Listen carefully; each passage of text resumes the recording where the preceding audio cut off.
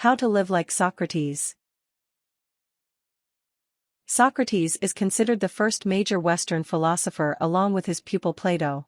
Socrates lived a simple life in Athens, and after being both a stonemason and soldier, he became a philosopher. Socrates invented the Socratic method of inquiry, which sought to highlight people's ignorance, through questioning which lead to contradictions in their beliefs. However, this didn't go down well, and Socrates was executed in 399 BCE at the age of 71. Steps. 1. Begin by reading some of Plato's dialogues.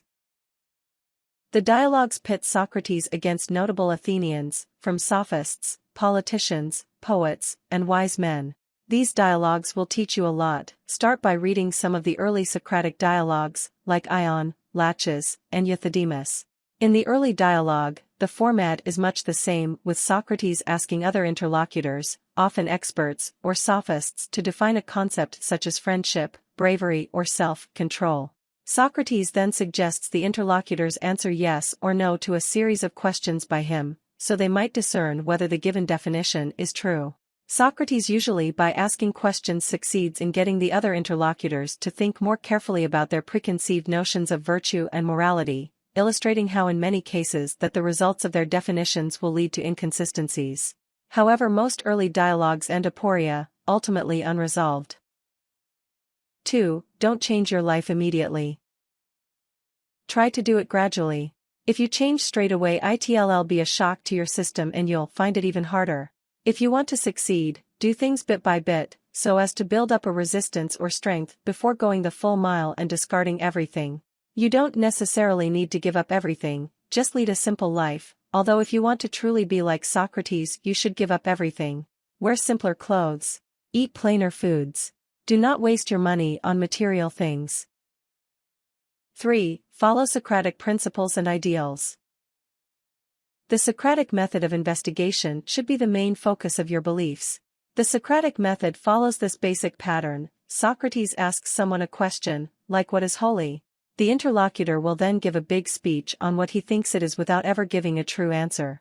Socrates then asks the interlocutor to answer yes or no to his questions. By this method, he shows the inconsistencies or irrationalities in the person's thinking, hence Socrates is prompting people, who are often arrogant, to think more carefully and most importantly more consistently about their beliefs.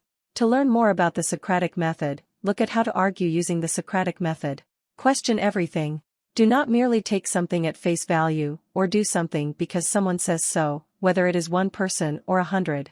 All knowledge is made up of smaller bits of knowledge, and so until at the bottom there are fundamental axioms or self-evident rules that require no proof. Socrates sought to break down people's beliefs down to the axioms so he could say I know this, not I believe this. However, he usually found irrationality or contradictions in people's thoughts. 4. If you truly wish to live like Socrates, then you need to devote yourself entirely to philosophy and searching for the truth. Socrates gave up all work to dedicate himself to questioning others. This might be difficult in these modern times, but not impossible. Make sure you ask anyone you meet who is willing to answer philosophical questions. Like Socrates, dissect their answers until you prove that they are on shaky ground. 5. Make sure where you debate with others is in a public area. This is so that many people will be able to see. Socrates used the Socratic method in public in order to teach many others through the interlocutor's mistakes and to humble the usually rash characters that Socrates debated with. It is best for you to debate with the arrogant, as you'll be doing them a favor by proving them wrong.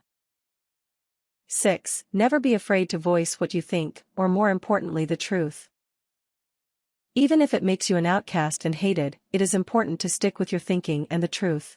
Fear is not an emotion a philosopher should have, and a philosopher should never follow the majority when they do evil, a principle advocated by Socrates. While this made him a laughingstock in Athens, his memory has been revered and his teachings followed by the greatest philosophers ever since. 7. Never fear death.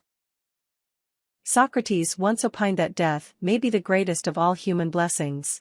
Socrates believed in an afterlife and often described scenes from heaven which often had double, allegorical meanings. If you are an atheist though, Socrates' philosophy of metaphysics catered for this. Just remember that death is a release from everything that is evil and painful, to a place of eternal rest. 8. Show humility. As a philosopher, you are going to get a lot of stick. People just hate to be proved wrong, and the fact that Socrates' philosophy is centered around showing how wrong everyone is, you're bound to have clashes. If you practice humility, it will ensure that you have a lot of admirers who will be drawn to you for your stoic calm and inner strength, which is an admirable quality. From here, you can spread your philosophy to a more sympathetic and interested audience who won't storm off in anger at being corrected.